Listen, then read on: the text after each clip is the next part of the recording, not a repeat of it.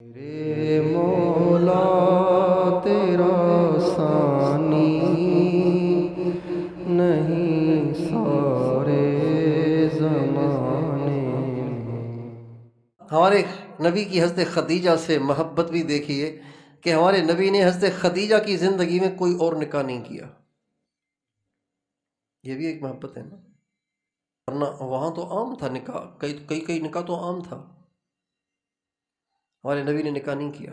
ان کا جب انتقال ہوا تو حضرت عثمان بن مظعون کی بیوی حضرت خولہ بنت حکیم آپ کے پاس آئیں، یا رسول اللہ خدیجہ تو چلی گئی، پھر نکاح کا پروگرام ہے کہ نہیں؟ اور میں کس سے کروں؟ کیونکہ ضرورت تو تھی، بھئی بیٹیاں ہیں، گھر کو کون سنبھالے گا؟ بچے بیٹیاں، ان کو سنبھالے گا کون؟ بیوی تو چاہیے گھر میں، اور میں کس سے کروں؟ کہا جی آپ حکم کریں، کنواری چاہیے یا شادی شدہ؟ اور ہمیں بتاؤ تو صحیح، کنواری کون ہے، شادی شدہ کون؟ کہ شادی شدہ تو سودا ہے، سودا بنت زمع، اور کنواری آپ کے سب سے پیارے دوست ابو بکر کی بیٹی عائشہ۔ تو آپ نے ہلکی سی رضامندی ظاہر فرمائی، اور میں ٹھیک ہے بات کر کے دیکھ لو۔ چنانچہ حضرت خولہ بنت حکیم حضرت سودا کے پاس آئیں اور کہا سودا مبارک ہو تجھے، آج بڑی خیر کی خبر لے کے آئی ہوں میں، برکتوں کے دروازے کھلنے لگے ہیں، عزت اور عظمت کے دروازے کھلنے لگے ہیں۔ کہا کیا ہوا، بتاؤ تو صحیح کچھ۔ کہ اللہ کے نبی نکاح کا ارادہ رکھتے ہیں، تمہارا کیا پروگرام ہے؟ ٹھیک ہے، مجھے کیا، میری سعادت ہے۔ یہ تو مسلمان تھیں، لیکن ان کے جو والد تھے وہ مسلمان نہیں تھے، تو ان کا آپ کے ابو کو تو اللہ ہی منائے، باقی یہ کہ میں راضی ہوں۔ چنانچہ کسی طریقے سے انہوں نے واسطوں سے ان کے والد کی ذہن سازی کی، اور بالآخر حضرت سودا کا نکاح ہمارے نبی کے ساتھ ہو گیا، سودا بنت زمعہ۔ یہ بھی بیوہ تھیں اور بالکل سیدھی سادی تھیں، قد کاٹ تھا لیکن بالکل سیدھی سادی تھیں، اتنی سادی تھیں کہ قریش کے لوگ جب یہ انہوں نے سنا نا کہ محمد نے سودا سے نکاح کیا ہے، تو آپس میں بہت باتیں کرتے تھے کہ یار یہ کیا ہو گیا محمد کو، ایک طرف تو مکے کی سب سے خوبصورت اور سب سے پیسے والی عورت سے شادی، اور اب شادی کیے اتنی سیدھی سادی سے۔ لیکن چونکہ ہمارے نبی کی شادی کوئی خواہش کی بنیاد پہ تھوڑی ہوتی تھی، ہمارے نبی تو شادی اللہ کے حکم کی وجہ سے کرتے تھے۔ ہمارے نبی نے جتنے بھی نکاح کیے نا، ان نکاحوں کسی نکاح کے پیچھے خواہش محرک نہیں ہے، کسی نکاح کے پیچھے خواہش وجہ نہیں ہے، ہر نکاح کے پیچھے کوئی دینی حکمت ہے اور اللہ کا حکم ہے۔ آپ علیہ السلام فرماتے ہیں ما تزوجت وما زوجت، نہ میں نے خود کوئی شادی کی، نہ میں نے اپنے بچیوں میں سے کسی کی شادی کی، مگر اللہ کی وحی کے ذریعے سے کی ہے۔ جبریل وحی لے کے آئے اور حکم ہوا کہ یہ کرنا ہے، اس لیے کیا گیا۔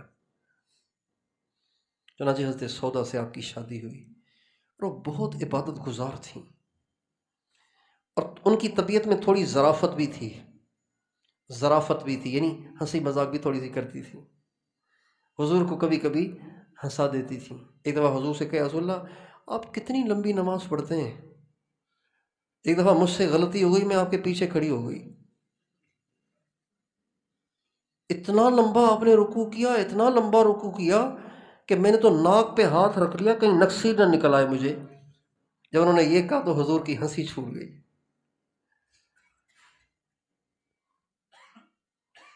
اور سادہ اتنی تھیں کہ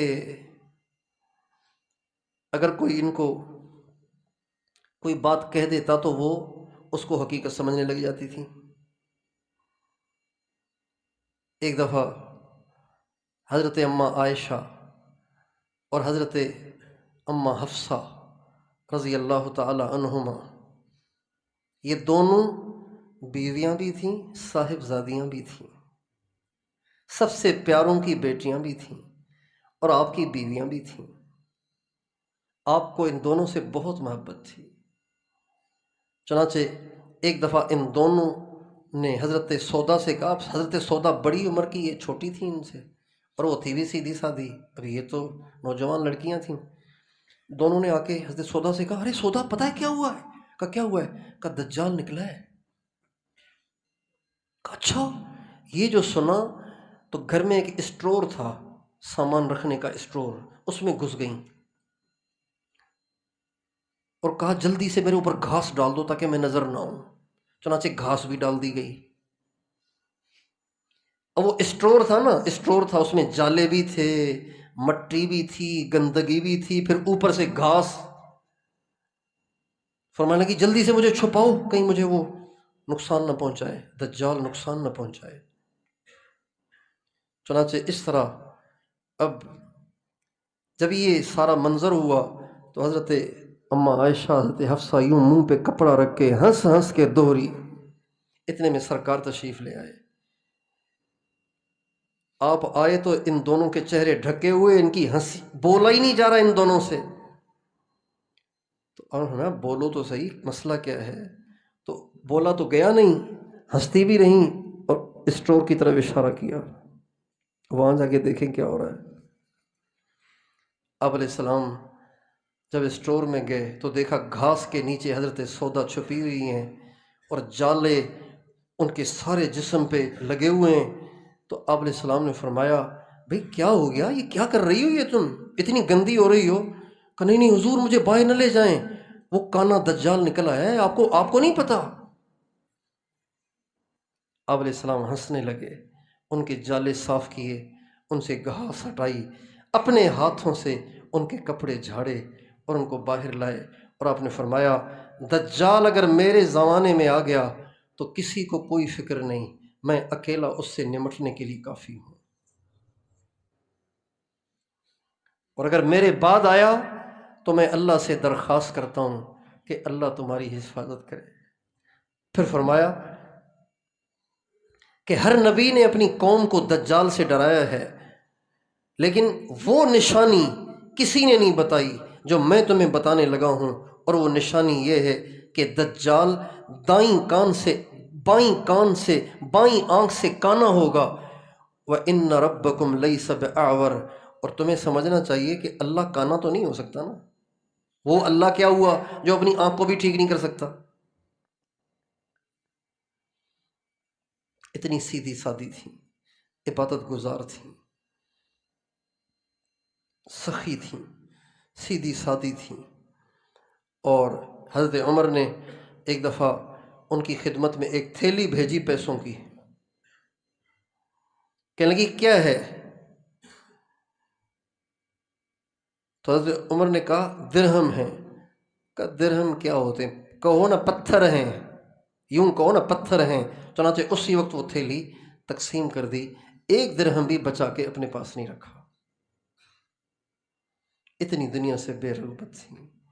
یہ ہماری ماں تھیں جن کا نام حضرت سودا تھا۔